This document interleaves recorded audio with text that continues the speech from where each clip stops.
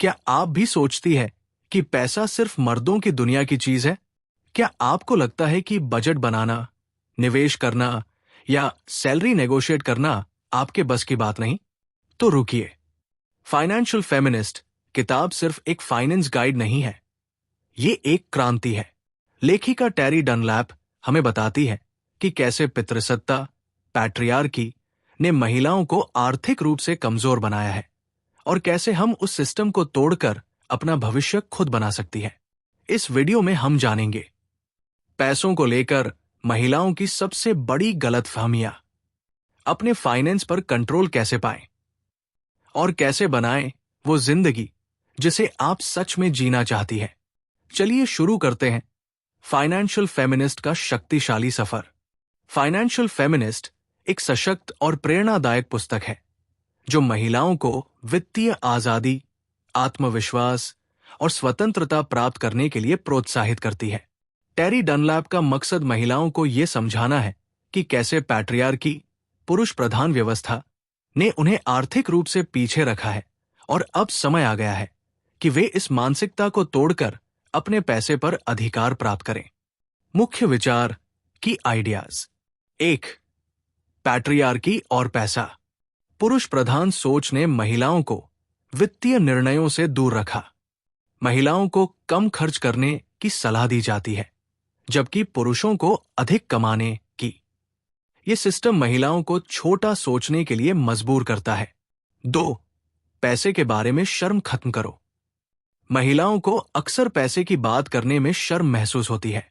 पैसे के बारे में खुलकर बात करना भी फेमिनिज्म का हिस्सा है। आपकी वित्तीय शक्ति, आपकी आजादी। 3. बजटिंग और खर्च की आदतें। Zero based budgeting, tracking spending और वैल्यूज बेस्ड स्पेंडिंग को अपनाएं। हर खर्च को अपने जीवन मूल्यों से जोड़ें। हर खर्च जरूरी नहीं होता। हर खरीदारी आपके वोट की तरह होती है। 4. आपातकालीन फंड और निवेश। 3. 6 महीने का आपातकालीन फंड बनाएं। निवेश करना डरावना नहीं है, ये आर्थिक स्वतंत्रता का साधन है। रिटायरमेंट अकाउंट, 401 के, रोथ ईरा आदि का फायदा लें।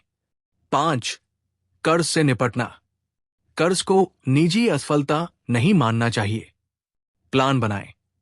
सबसे पहले हाई इंटरेस्ट कर्ज चुकाएं। मानसिक स्वास्थ्य भी महत्वपूर्ण है। पैसा बचाने के चक्कर में खुद को मत थकाएं। 6. सैलरी नेगोशिएशन और सशक्तिकरण। महिलाओं को अपनी काबिलियत और सैलरी बढ़ाने का हक है। नेगोशिएशन स्किल सीखें, आत्मविश्वास के साथ मांगे। अगर आप नहीं पूछेंगी तो कोई और नहीं देगा। 7. पैसे से दुनिया बदलो। जब महिलाएं पैसे को नियंत्रित करती हैं तो वे अपने समुदायों में निवेश करती हैं। फाइनेंशियल फेमिनिज्म का मकसद केवल व्यक्तिगत लाभ नहीं, बल्कि सामूहिक परिवर्तन है। निष्कर्ष, कंक्लूजन। फाइनेंशियल फेमिनिस्ट सिर्फ पैसे के बारे में नहीं है, ये एक आंदोलन है। ये महिलाओं को ये सिखाती है कि कैसे वे अपने पैसे पर अधिकार करके पूरे सिस्टम को चुनौती दे सकती है। टेरी डनलैप कहती है कि जब महिलाएं अमीर होती हैं तो दुनिया एक बेहतर जगह बनती है। ये किताब क्यों पढ़े? अगर आप आर्थिक आजादी चाहती है, अगर आप खुद पर भरोसा करना सीखना चाहती है, अगर आप पितृसत्ता की सोच से बाहर निकलकर कुछ बड़ा करना चाहती है। Action points. अपनी खर्च आदतों की जांच करें। निवेश के बारे में सीखें और शुरू करें। अपने काम की सही कीमत मांगना शुरू करें। आर्थिक बातचीत में हिस्सा लें, घर हो या दफ्तर। तो दोस्तों, ये थी फाइनेंशियल फेमिनिस्ट की पूरी कहानी। एक ऐसी किताब जो न सिर्फ पैसों की बात करती है, बल्कि हमें सिखाती है कि आर्थिक आजादी ही असली आजादी है। अगर इस वीडियो ने आपको सोचने पर मजबूर किया, तो एक काम जरूर करें। वीडियो को लाइक करें, चैनल को सब्सक्राइब करें और नीचे कमेंट में बताएं आप अपनी फाइनेंशियल जर्नी कहां से शुरू करना चाहेंगी।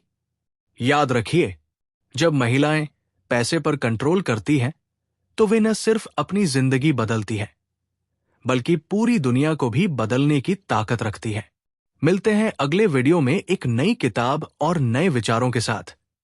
तब तक के लिए सशक्त बनिए, आत्मनिर्भर बनिए और आगे बढ़ते रहिए।